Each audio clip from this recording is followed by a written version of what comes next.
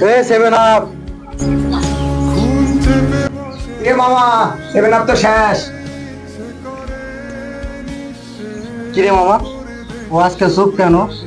ও আজকে আমাদের সাথে কথা বললো না কেন?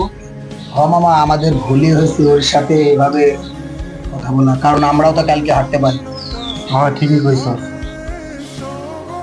মামা, যাই বলিস, আমাদের বন্ধুদের মধ্যে এভাবে বলা ওকে ঠিক হয়নি। ও খুব কষ্ট পাইছে।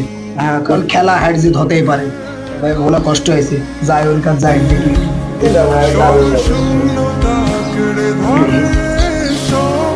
বন্ধু, দাও, থাম থাম থাম থাম। তুই খুব মনে করিস নি বন্ধু, তোকে কষ্ট দেওয়াটা ভুল হয়েছে। খেলা হার জিত থাকতে পারে। ব্রাজিল একটা বড় দল, টেনশন করিস নি। এবার না পারলে কি হয়েছে, সামনেবার চেষ্টা করবি তোরা, টেনশন করিস নি।